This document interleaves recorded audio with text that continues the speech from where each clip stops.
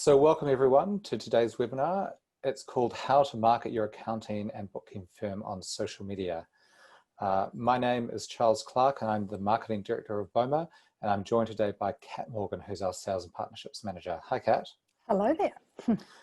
Brilliant. So we've done this webinar and we're really thrilled that you guys can attend, because we find that social media is a really hot topic for all the accountants and bookkeepers that we deal with.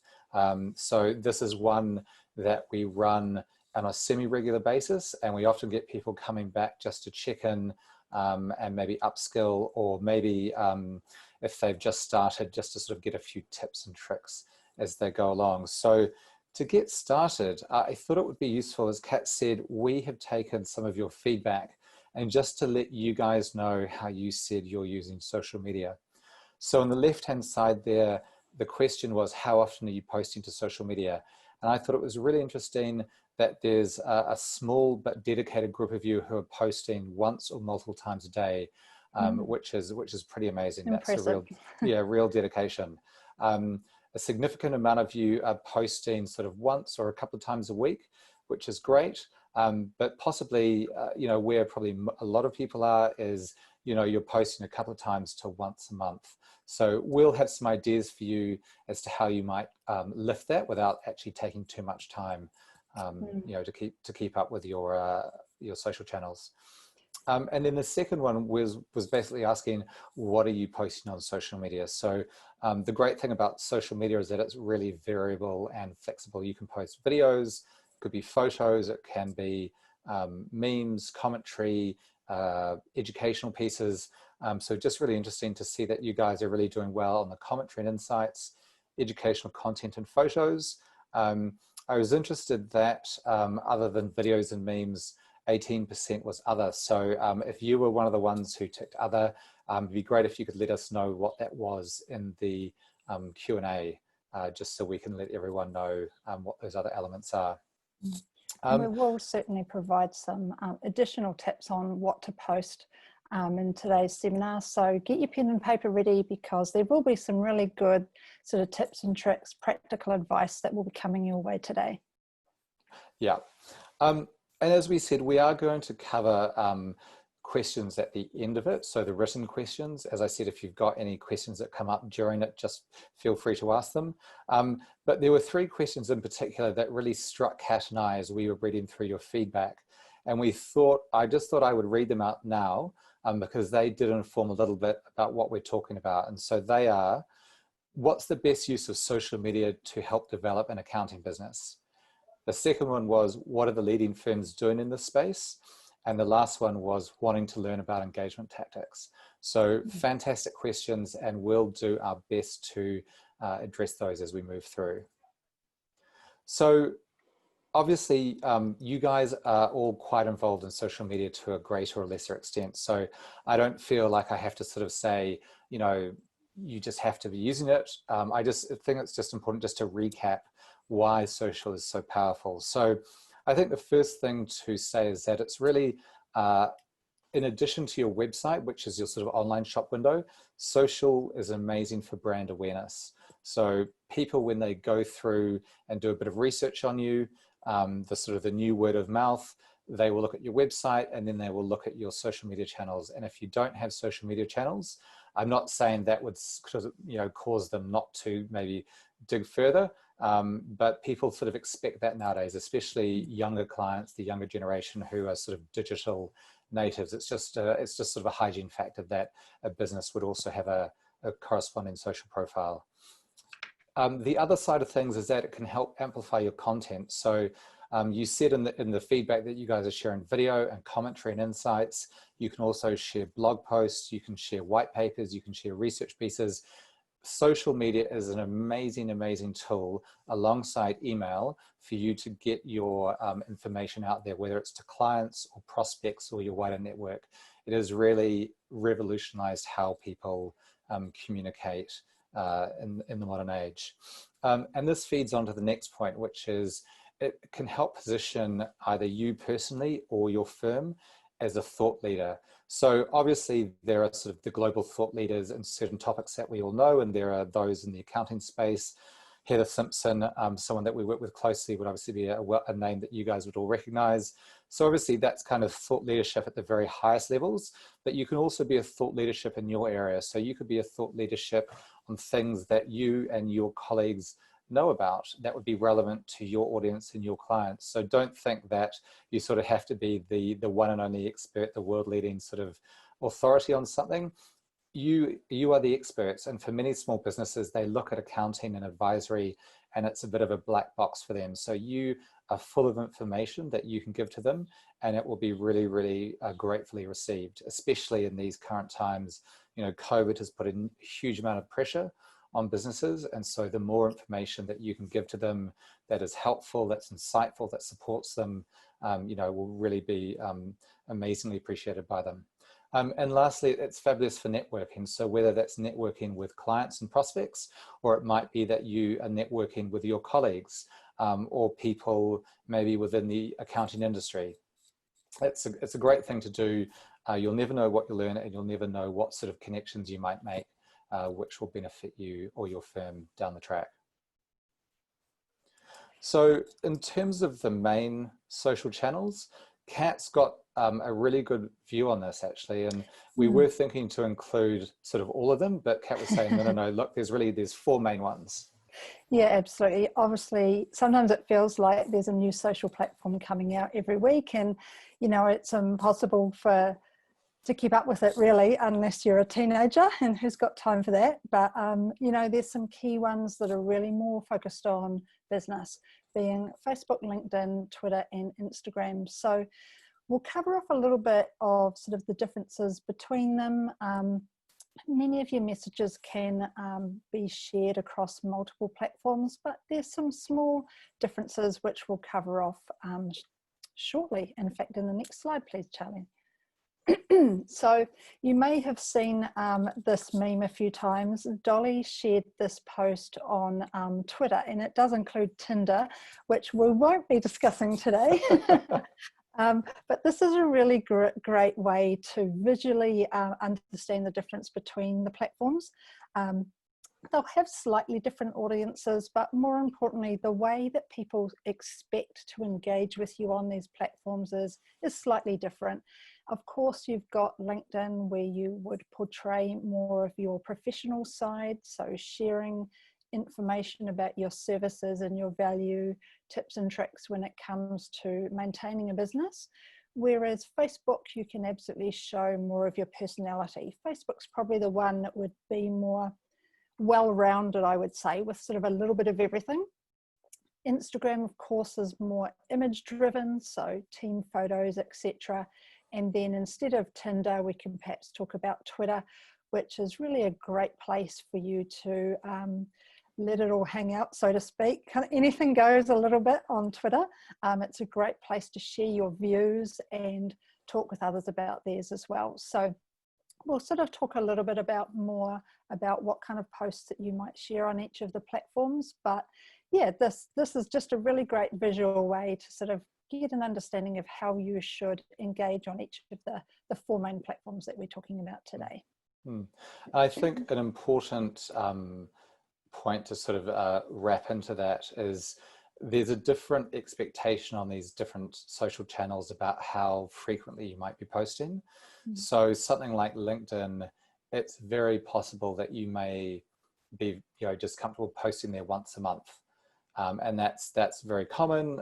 You don't sort of, there's not a need to sort of be posting very often, very frequently.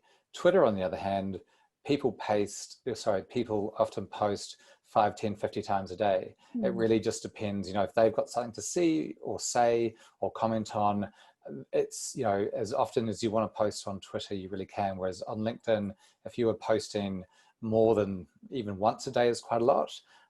It's kind of, the channels sort of don't work in that same way. So Twitter, you can post multiple times, and because there's so much content on it, it won't feel like you're sort of spamming it. LinkedIn, sort of at the other end, you'd sort of want to post less frequently because, yeah, otherwise it would look sort of odd in terms of your profile as to kind of what you're posting on. Facebook and Instagram, a little bit sort of in the middle. You can post fairly frequently or a little bit less frequently. It's kind of up to you. But it's just, yeah, it's just sort of something to think about. If you were going to choose one or two, or maybe all of these platforms, they do have different cadences. So just be aware of that. You know, there's a question actually later on asking, you know, how often should I be posting? And part of the answer to that is it depends which channel you're on. If you're on LinkedIn only, you can get away with posting there pretty infrequently. If you're on Twitter, it has to be a little bit more frequently. As I said, sort of Facebook and Instagram in the middle.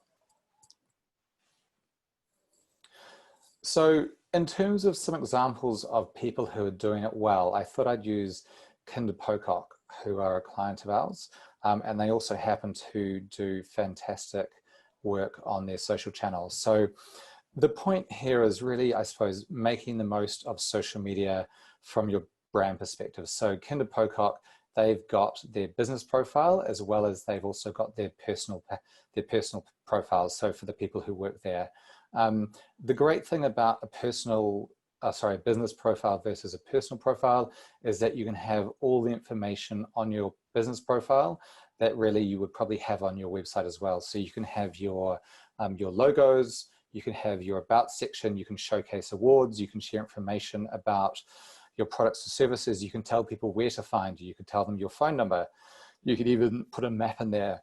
So it's a really an amazing place to both work as an advertisement of your services, but also start to set that, I suppose, that brand identity. So it's really important that if you're on multiple social channels, that the imagery and the brand, I suppose, tone is the same across all your social channels, and then also has to match up with your website itself. So just be, consistency is really key there. When you're doing images, think about the sorts of images that are consistent with your business and your sort of personal, I suppose, profile, your personality. So if you're a very sort of, say you're much more focused on in the agricultural sector, maybe you're sort of from a smaller town, you wouldn't put up a photo which sort of has a cityscape, because that's completely the opposite of what you're trying to be, which is you're a small firm in a rural setting, and vice versa. If you were sort of in a larger town, having sort of a photo of some fields and sort of a cow, again, it doesn't make sense because you're a firm in the city. So just think about the story that your images can tell. What I like about what Kinder Pocock has done on this, so they've got their name nice and center, and they've also got their sort of their value proposition, which is a refreshing change. So they're stating that they are, I suppose, the new breed of accountants. They're moving forward. They are offering something different to their clients that maybe some other accountants are. So a really nice way to introduce that language. And then you can also see here, just slightly cut off in my screen grab, that they're a 0 partner and a gold partner. So really easy for them to start to showcase those awards and start to build that social proof, which is a really nice element. So on this page, we've got 2 more examples of people who are doing it really, really well. So Lilette is in Australia and Glenn is in the UK. So you can see here on Lilette, so she has done an amazing job, and it starts really with her profile photos. So it's professionally taken. You can see here that she is also put all her various associations and directorships, as well as her website, which is allthatcounts.com.au. Is that her LinkedIn profile? So this is her Twitter profile. So yeah, so I've got a Twitter profile and a LinkedIn profile, and that's just to show you that whether you're doing a LinkedIn or a Twitter profile, you can really set that stage for you as a sort of a highly skilled professional.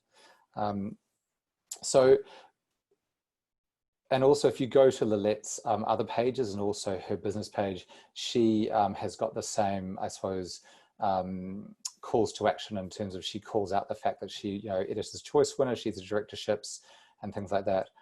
Glenn, on the other hand, so he is from Avery Martin Accountants, again in the UK. So he has done a really nice job here of, in his profile, he's actually put his name and then the 0 UK Sole Practitioner 2018. And then underneath that on his business profile, he's got that banner there as well. So very, very easily, he is calling out his professional expertise and the social profile. In this case, Water by Zero. So that is really, that's high praise indeed. And it's not something that he can't just sort of make it up. It is definitely something that everyone would recognize. So both of them have done a really nice job of just setting the scene for themselves personally, but also for their businesses, of placing themselves within that sort of high level of expertise. And when people come to their social pages or their social business pages, they really start to get an idea of the professionalism and sort of nature of these two people. And consider as well that Charles mentioned that social media is the new word of mouth. When people are liking and sharing and commenting on your posts, they're visible to their friends. So when they are scoping you out, you want to make sure that your profile's kept up to date. If you could please move to the next slide.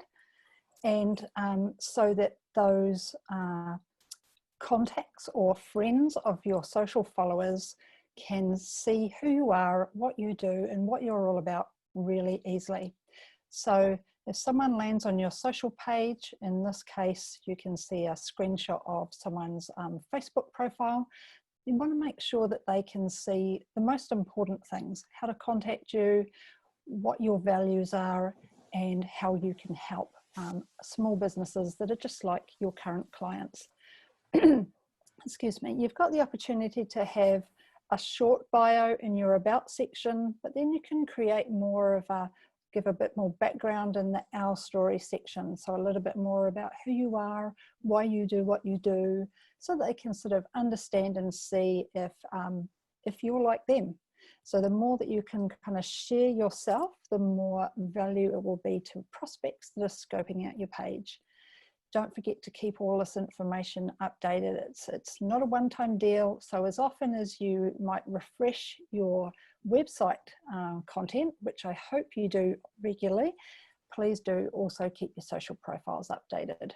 Don't forget as well to have links to your website from your social page, as you can see here, and vice versa. So ideally at least on your contact page, if not on perhaps the bottom of your home page, have little icons that will take readers through to your social profiles. So there's no point maintaining a profile if you're not getting traffic to go to it, and we'll talk a little bit more about that. But the more that you can publicize your social pages, the more likely you are that you will attract some new followers.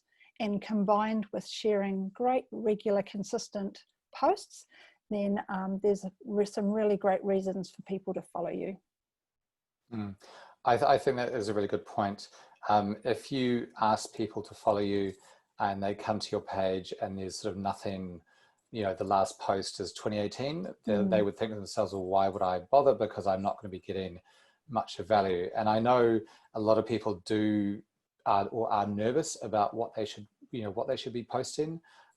Or they sort of have a couple of good ideas, and then look, we understand life takes over. One can't be sort of sitting down every single day to think, okay, what are the 5 things I'm going to post?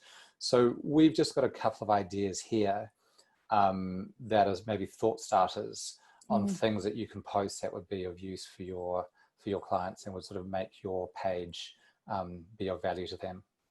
Yeah, so don't forget, the easy things, remind them about, important tax dates, share news that affects them directly, such as legislation or compliance updates, any changes within your industry, if you get any awards and new certifications, things like that as well. You can also look at other sort of wider industry publications, both printed versions and online, to get ideas for topical issues and then create your own sort of summary of that. So don't feel like you'll have to always come up with your new content. Don't forget as well to promote or comment on upcoming events. Of course, if you're going to run an event or host a webinar, you absolutely want to publicize that. But also it's worthwhile sharing your attendance at events, so you can show that you're keeping update or abreast with trends and news. Both let them know about events beforehand, but also after the event. Share an image and a little summary of the value that you gained from attending the event. That's all really worthwhile.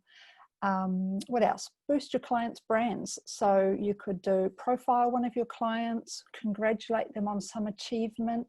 This gives them really great exposure because, of course, amongst your own clients, you've got a great little network. So support your clients by having the rest of your clients get exposure to them.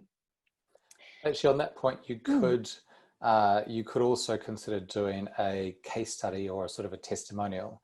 So we often, that's a great piece of content to have on your website. And if you do have it on your website, then you can always share it on your social channels. And that might be a written case study. But often these days, people are quite happy to do video testimonials or sort of commentary as well. So again, that could be sharing a problem that they had and how your firm came in with a solution and have improved that situation, which has led to better business outcomes. Nice idea. And just when you said video there, it reminded me of a great idea is to, instead of sharing perhaps an update on JobKeeper, for example, or some kind of support package, maybe you could summarize it. Use Zoom or Loom to record a really short video. Ideally, you want to keep it, either 2 to 3, maybe 4 minutes. Record a video explaining the changes and the implications rather than just sharing text all the time. That's a really great way to keep your clients engaged. Show your personality as well and get them to, know you more, help to build that relationship. To that point as well, share news about your firm that really helps them to understand who you are. That can be things like achievements that you've achieved, awards, certifications, new team members, change of location, etc. Particularly Facebook's a really great place for those kind of posts.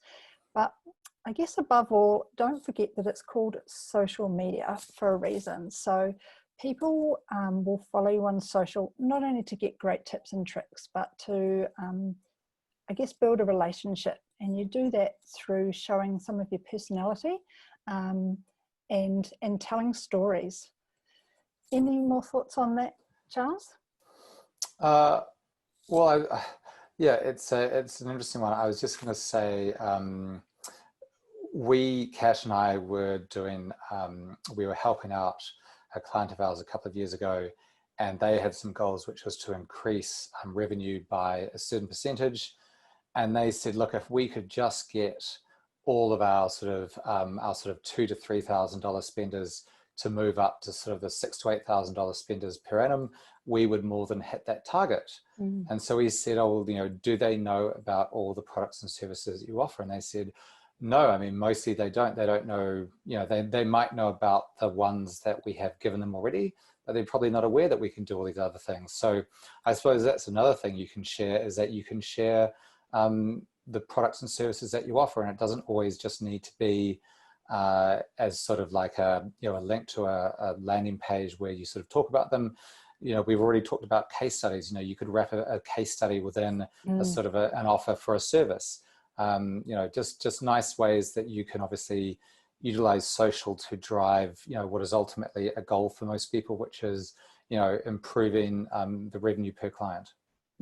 And when you're talking about your services, please make them benefits based. You don't even have to talk about the name of the service. Just say, we can help you build more revenue. Oh, that's a really bad example, but talk about, I'm trying to think of an example now on the fly, but yeah, just please try to make it benefits based.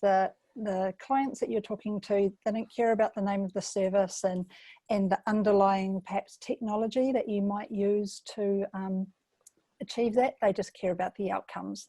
And obviously in a social post, you've got a really short amount of space to capture their attention. So you might just have a couple of sentences. Do you want to achieve this? Talk to us for more information. So you can even sometimes, you don't need to give them the whole story, just tempt them with a little carrot, and yeah, they might just ask for more information. Great point. So as Kat alluded to earlier, social media is inherently social. And so I suppose one thing, actually, I mean, this page has quite a lot on here. So I think the first thing to say is you can also share other people's content. So you can see Lilette here has tweeted from the National Retail Association, and on the left, and then on the right, she's talking about a blog post on hire purchase. So it's, and she got that from, I think one of her other, she got that from LinkedIn, so her LinkedIn post. So the thing here is that if you see a fantastic post from someone else and you think it's worth sharing to your network, that's absolutely fine. Even better if you can then share it with a comment saying that, you know, this is really insightful, I agree, or maybe I disagree and this is why, and this is, I might do something a little bit differently. The point is that you don't always have to reinvent the wheel. If you're spending a bit of time on social media, and we'll talk about this in a few slides, you'll start to see people that are worthwhile following, and then you can often, you know, basically retweet and comment on their pieces if you think they'd be of use for your followers. A couple of the points on this page. So at the top left-hand side of the National Retail Association, you can see she's put hashtag small biz. So that's using a hashtag, and she's done it again on the right-hand post, and it's hashtag hire purchase. So hashtags for social media are super, super important. A hashtag basically allows someone to search for a particular hashtag. So the first hashtag you should always have is for your firm. So at Boma, our hashtag is Boma Marketing. So that's the hashtag that if you type that into social media, up would come all our posts. If you typed in small business, up would come every post for all time that had been posted with that hashtag. So if you're talking about topics that you want to be involved in a conversation with, and obviously you always want to have your business's name front and center, always make sure that you add a hashtag, and it doesn't need to just be one. You know, think of 2 or 3 hashtags on top of your business hashtag. So, you know, on the National Retail Association one, it could be hashtag small biz, hashtag retail, hashtag her business name. The idea here is that it basically, when people start to search for these things, and when the social channels start to group messages under certain topics, you obviously want your post to be considered in that as well. So it's a way for your post to be visible to people that don't follow you. Yeah. A couple of other things that they've done here really nicely. So on the right-hand post, you'll see here that she's got an arrow which points down to a link. So this obviously links somewhere else. So the arrow is quite nice. She could have also asked, she could have had a call to action in there as well. So a call to action is basically a couple of words which spell out to the reader what it is that you want them to do. So there's some really common ones, and it could be read more, or learn more, or watch the video, or maybe it's give us a call. But the idea here is just in a couple of words to tell the reader what action you would like them to take, because you can't rely, when people are just surfing through their social channels, you can't just rely on them to understand what it is that you hope them to do. So I like the arrow. If she could have also had sort of a read more or click here for more information, that would have been good. I think on the Kinder Pocock one we saw earlier for that webinar, they actually did have a link to the call to action. And actually on the email that you would have received to sign up for this webinar, again, we had that call to action, which was save my seat. So just different ways which you can really make it obvious to the person what you're hoping that they, what action you'll hope they'll do. Now, Kat, you were talking about having fun earlier, and if that video isn't fun, yeah, I don't know what is. It's cute. Yeah, I mean, I just love coming back to that point that, yeah, not everything has to be super serious and work focused. And while, you know, for you, you're the voice of authority to your clients, that doesn't mean that you can't also have some fun with them. I'm sure you do in person and at Christmas parties and things, but yeah, it just makes following you on social media a bit more fun. Your clients will appreciate it, so will your colleagues and your partners. So some ideas is to share, you know, okay, funny puppy videos. Now, you might not do that on LinkedIn. So that these kind of posts are probably better off on Facebook, Instagram and Twitter.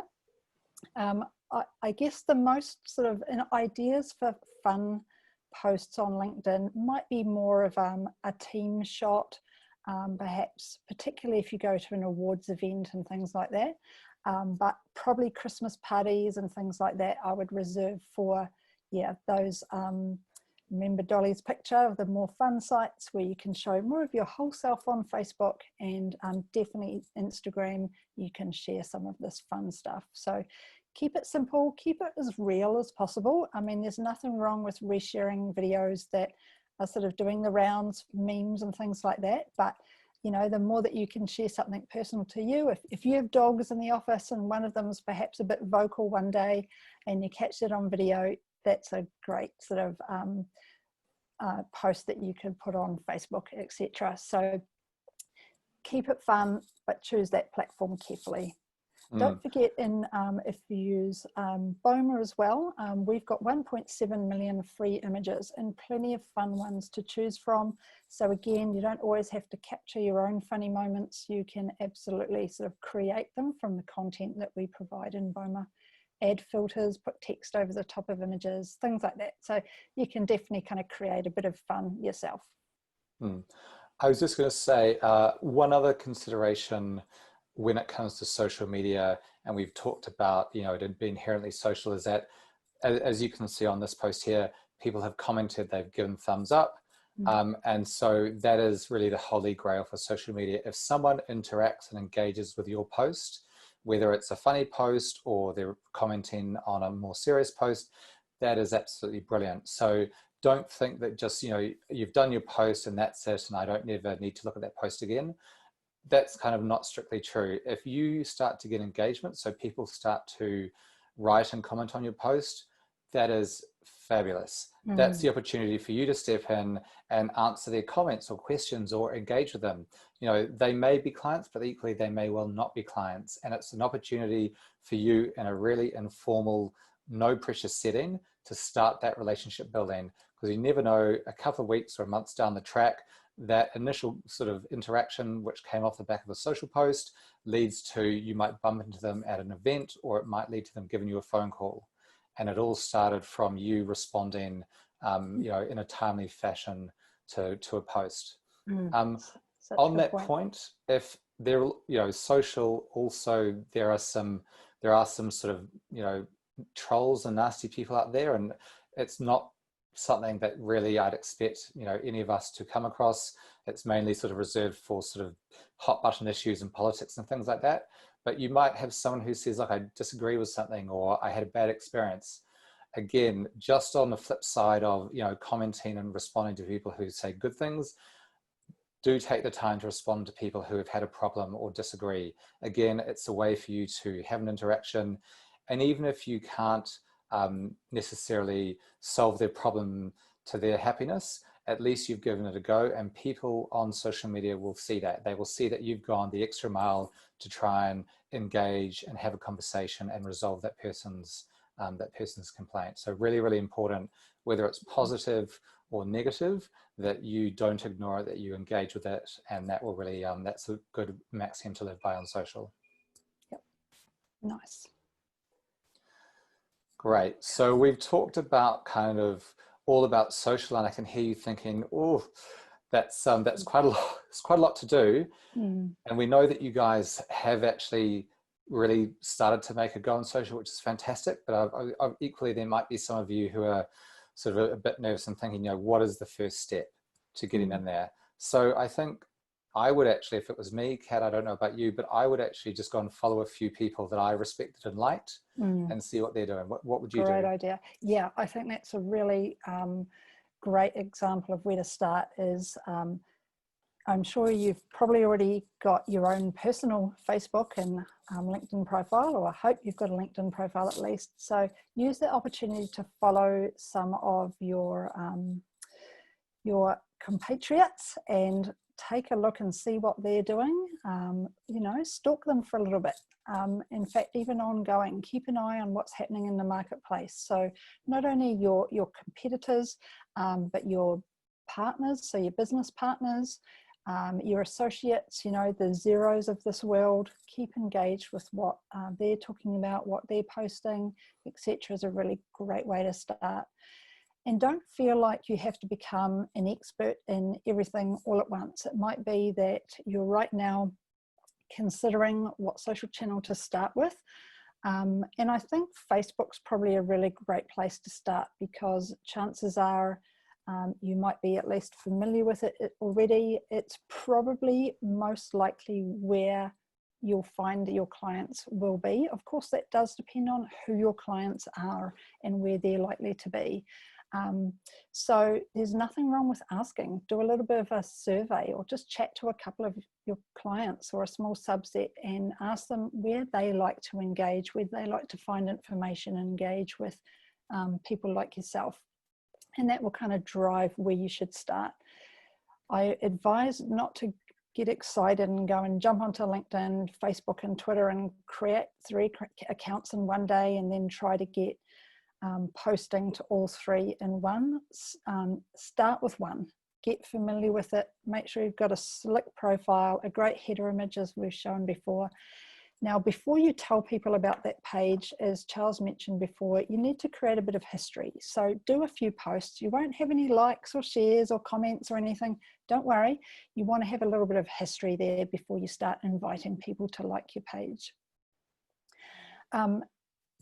A business page on Facebook is paramount. Don't use a personal profile. There's a whole bunch of reasons, one of being which it's actually against Facebook's terms and conditions to use a personal profile for business. So create a business page. As Charles mentioned, be responsive. Consider it more important than email, because while emails will go to you directly, Facebook, the comments and questions and things are in the public forum, so people will see that a lack of response, for example. So I would suggest that you consider checking on Facebook a couple of times a day just to see if there's any activity that needs to be responded to, and Facebook will give you those alerts and the notifications. And then finally, the next steps will be, once you've got a bit of history, you've got your profile sorted, is to start promoting it. Have links from your website, have links from your bottom of your email footers. That's all automatically done for you if you're using Boma. And encourage all of your team and colleagues and your network to follow you. Make it part of your new client onboarding. Any other tips, Charles, on how to sort of increase your following? Yeah, well, I mean, I think this is actually quite a good moment just to go down to the goals section, because look, you guys as accountants and bookkeepers, like all business people, probably are quite good at telling your clients how they should set some goals for their businesses. And so I'm going to take the opportunity to suggest that quite good to have some written down goals for your social, and I suppose in a wider sense, maybe your marketing as well. So if we just thought about the social element, you know, what is it that you want your social activity to achieve? You know, is it to connect with your wider community, or is it to get more fans and followers? Do you want social proof, so reviews of your business that people can look at? You know, are you looking to basically drive some new business and maybe drive people towards your website? So it's quite good, because if you go onto social and just say, right, I'm on it, what am I going to do? And then you sort of do a ton of different things, but they all might be sort of, you know, 5 steps this way, 5 steps that way. Quite good if you know that you have, your goal is more followers or you want more reviews, that you can actually be sort of targeted to that activity, because we know that you've only got so much time in your day to sort of spend on this. So take some time and write down what it is that you want to do. Just a word on fans and followers.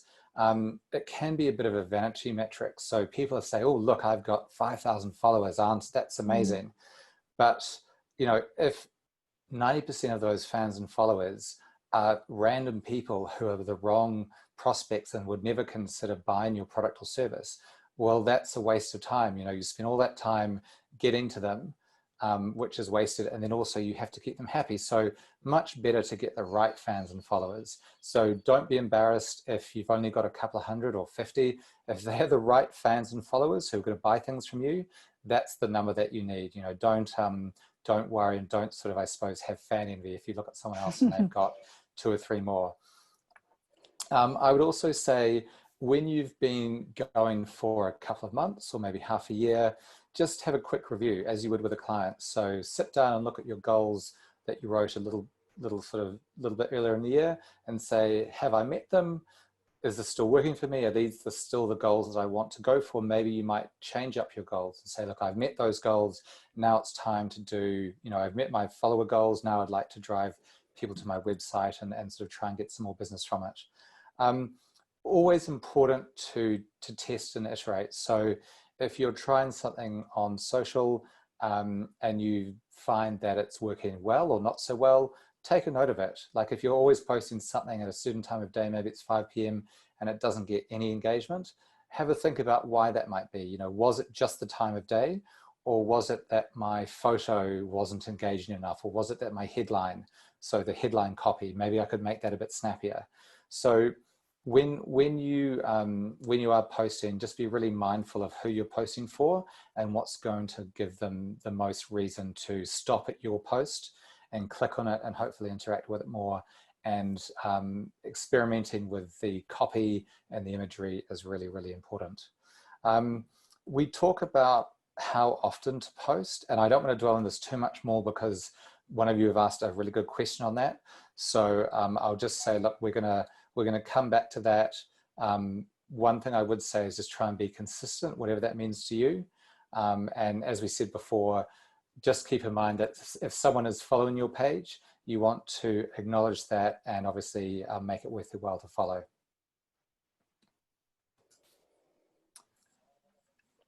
So when it comes to achieving those goals you've just written down, you need a bit of a plan on how to achieve it. Now, it doesn't have to be that you're doing something every day.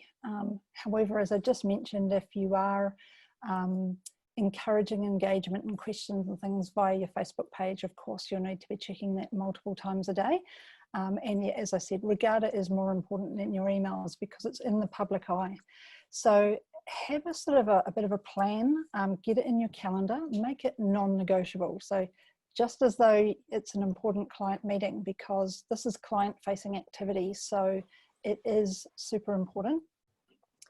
Consider the timing, as Charles mentioned. Consider when you're going to post, when you think people will be looking at platforms, and that might be different per platform. So often you'll find that it might be during the day people are regularly scrolling through LinkedIn. So during working hours could be a great time to post to LinkedIn. Whereas Facebook, it might be early in the morning or sort of in the evening or perhaps around lunchtimes. Now, of course, many businesses are on Facebook all day, every day, particularly if you've got retail clients. You might want to do something specifically targeting them during a time where you know they'll be online, probably not during the busy sort of lunchtime period. So yeah, consider your audience and when they are likely to be on each social platform. Visit pages that are relevant to your industry and space, as well as maybe even your clients' industries, and consider when they're posting, and again, how you could maybe reuse that content too. So scheduling posts is a great way to take the burden down, so to speak, so that you don't have to necessarily log in and create posts every couple of days, etc. You might do a plan once a week and schedule the week's posts ahead. Now, that's all functionality you can really easily do in Boma. So consider consistency, as Charles has mentioned, that and for my point to a couple of slides ago is how to get started. Maybe it's Facebook, and maybe you're going to start with 1 post a week. Ideally, don't get excited, do 3 posts for the first sort of few weeks, 3 posts a week for the first 3 weeks, and do nothing for 3 weeks. That consistency really is paramount. So start off with 1 a week, and then perhaps if you can build to 2 or 3, then you're going to really sort of meet those expectations and those goals that you've ideally set yourself. And just the last one on there, I would say, if you are getting if some posts of yours are really performing well, so that might be that they get a lot of impressions, and an impression is basically when someone has seen your post. So if you get high impression numbers, or lots of people like it, or they comment on it, that's basically a sign that it's working well. And if that's the case, you could always consider putting basically boosting it or sponsoring it. And so what do I mean by that? I mean that you could either through Boma or through the social channel directly, you could say, look, I want to spend $5 or $10 and to basically boost that post in that channel. And the great thing about boosting posts is that you can actually say, look, I want to target a specific group of people in a specific area.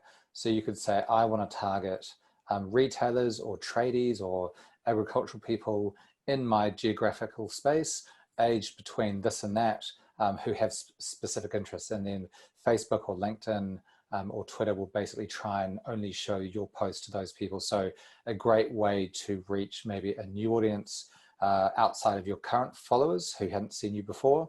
And the nice thing is, if you're boosting a popular post which has a ton of likes and comments on it, people take that social proof as basically, oh, this must be a really great article or a post to engage with. I'm going to click on the button because obviously lots of people have enjoyed this post before me.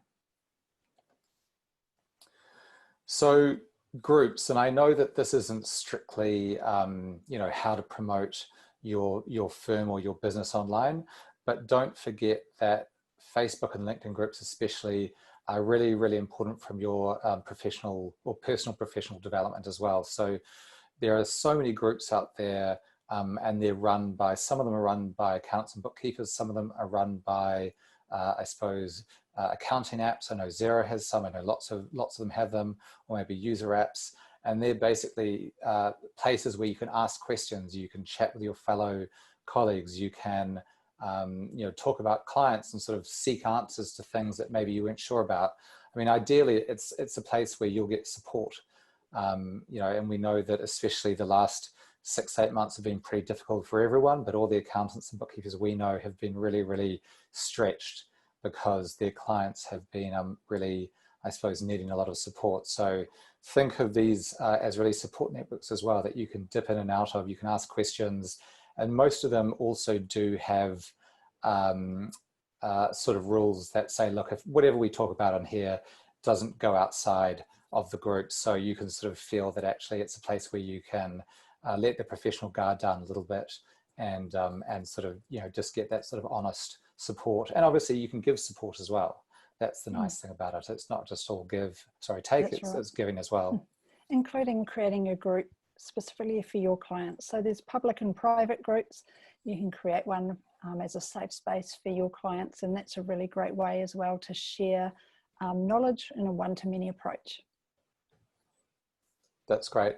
Well, look, I know that we're coming to the end of it, and so we've just got a couple of minutes left. So we got about 40 questions from you guys, and so we've just tried to keep it small because we know that time is of the essence. So I feel like number one, we've actually mostly covered in terms of frequency, but the second one, what should I do if I have nothing to post? Well, I hope that we gave you some ideas in terms of shared industry news, firm updates, client news, personal news. I suppose the other thing I could say is Boma's got a massive content library of basically a whole range of articles, business advisory, taxation updates, you name it, it's in there.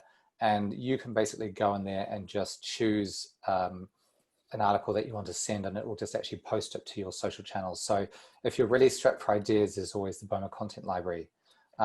Kat, you were talking earlier about the sort of showing your personality alongside the content, the educational content. Yeah, and when you show your personality as well, you're likely to get more engagement. What is engagement? Likes, clicks, shares, and comments. So think about, for a start, I guess, what is going to be engaging? What do you think your clients would like to see and would likely to comment on? So things like even adding a question into your post to encourage that engagement, run polls, or run a caption this competition. These are all really great ways to get that engagement going. And why engagement is good is because if one of your followers engages with your post, then their friends or contacts will see that engagement. So it's giving you visibility into the network of the people that are engaging with your posts.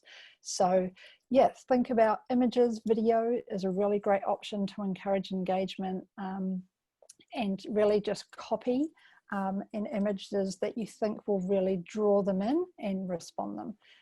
Also, as Charles mentioned, you can boost the post. So chuck a bit of money behind it to show that post to a new audience as well and get engagement from some new prospects. Now, one of my favorite questions here is how to use social media for lead generation. So there's a couple of different ways you could do this. You could go out and do ads. So specific ads sort of talking about, this is a product or service we offer, this is why it's great, you should come and speak to us. So that's one way to do lead generation, and I'll talk about this in a minute when we address the sixth question. The other side of things is that you could do something like Kat said, you know, you could run polls, you could also run a webinar like we're doing. So you could run a webinar and then you could talk about it on your social channels, and when people can click through from your social posts, sign up for a webinar, and then that's fantastic. You've now got a lead, and then you can you know, put that lead in maybe into your next newsletter, or you can you know, if you've asked for their phone number, you could even give them a call and sort of and drive those leads. You know, other ideas is that you could have gated content. So basically a valuable piece of content, maybe it would be stored on your website, but you could talk about it on your social pages. And to get that valuable piece of content, people have to give you their email address and maybe some other details. When, you know, when they give you that email address, your website then gives them a link to download, and it might be a white paper, it might be sort of something relevant to sort of a tax research paper that you've put out or you have access to. And that's another great way to get lead generation.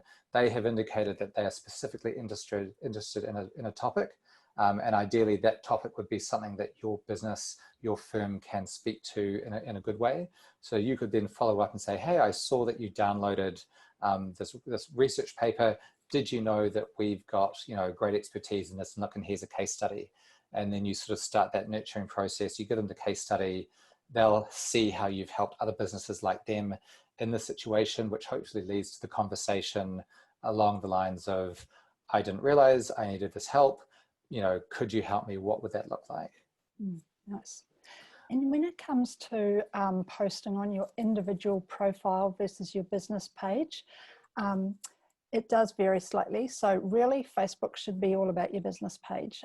Obviously LinkedIn, you've got a really strong profile with both. Chances are your individual profile, you'll probably have more contacts than your business page has followers. So a really great way to encourage engagement is for individuals in your business to take the company page post, like and share it. So that really helps build the profile of the company page by everyone liking and sharing and engaging with that one post. So that's a really great way to boost the firm profile while making use of your individual contact database. So the sixth question, so this was actually 3 or 4 questions and we've sort of grouped them in together. So firstly, is it worth spending money on ads, whether they be social or Google, or is there a better way to reach a target audience? So if we were talking 15 years ago when sort of social media was sort of in its infancy, you didn't necessarily on Facebook or on the social channels have to spend money to be noticed. Nowadays, you definitely have to spend money to be noticed, or you have to have a large group of followers who will see your organic posts. So if it was me, I would say definitely always consider Google Ads. That's basically, you know, people put in a search term, so they might put in accountant in a city or a town location, maybe with, you know, tax or sort of some other sort of advisory related word. And why not have your firm appear there? It's a really cheap and effective way for your business to be put in front of people who are going through that sort of research and sort of exploration consideration phase. When it comes to advertising on social, look, if you know that your clients or prospective clients spend time on LinkedIn or Facebook, yes, I would definitely recommend doing it. Just make sure that when you are doing it, you really consider strongly, do you have a strong target market? Do you have a good, I suppose, a good offer, some good creative? We're always happy to help with that. Because, and I suppose be inventive as well. So, it doesn't always just have to be an ad. You could advertise a webinar, you could advertise an event, you could do a giveaway. There's lots of different ways that you could get people, I suppose, to know about you. You get their contact details, and then you can start, I suppose, that marketing and sales process, which ultimately, hopefully, will lead them through to being a client of yours. And the last question in terms of measuring ROI. So I suppose that there's two answers to this. If you were doing an ad, it's really easy to measure ROI. So say you were running an ad and you spent $100 and you got 10 leads. And of those leads, so you'd say, okay, well, it cost me $10 per lead. And of those leads, one of them turned into a client. And you could say, okay, well, it cost me, because you had to do a bit more work to get them, but maybe it cost me sort of, it's cost me $100 purely from Google to get that lead, but I billed them $2,000 in the first year. Well, that's an amazing ROI. So that's a really easy way to understand it. If you're just doing general social and looking at the ROI, it's not as, I suppose, cut and dry. So we've talked before about your website being your online shop window, and your social media channels are only second in importance to that. You need to have them. If you don't have them, you just don't know how many leads you're going to miss out on, because people went and looked and didn't see anything. They didn't sort of see, compared to, say, the accounting or bookkeeping firm down the road, they didn't see a history of you publishing interesting things. They didn't see a history of you holding events and doing webinars and being interactive with your community. They didn't see the case studies. So I suppose it's a bit of an opportunity cost to not do social when you can do it so easily and so cheaply these days. It kind of makes it a no-brainer, especially if you can start to get things which are quantifiable. So if you can get reviews on your social channels, amazing. Having that sort of social proof on there does make a massive difference. If you can then also put links to your blog post, and then you can actually track how many people come from your blog, from your social channels to your website. So you can actually say, okay, those posts that I'm doing on Google Analytics, I can see that I'm getting traffic through there. So I would say for the amount of, and I'm just going to call it time, the amount of time that's needed to be invested in social, even if you're not doing any advertising. So it's only time, as in terms of that you're spending. I would say you need to be on it. If you're not on it, you can pretty much guarantee that most of your competitors will be. And the way that the market is going is that if you think basically anyone in their mid-40s or younger has been brought up with social media at least from their 20s. So they are completely used to and expect the firms and brands and companies that they deal with to have social media. If you only have clients of sort of the older demographics, that's absolutely fine. Maybe it's not so relevant, but then you have to think, okay, well, what happens in 10 or 15 years, to the health of my business if I'm not moving with the times? So really, social media has kind of become like a website now. You can't really afford not to be involved, but you can do it in cost-effective ways, and that's, I think, why we're involved, is that we can obviously, Boma can help you do that in a really cost-effective way. Excellent. Well, it looks like we are 1 minute over now. Thank you all so much for your time. It's been a pleasure. We will send a follow-up email tomorrow with a recording of the webinar. Also, feel free to reply to that email if you have some additional questions that we didn't cover today. I think we tried our best to cover as many as we could during the question time and during the presentation. certainly we'll come back to you if there's any that we didn't specifically cover. Brilliant. Thanks so much everyone Thank for you joining all. us. Cheers. Bye.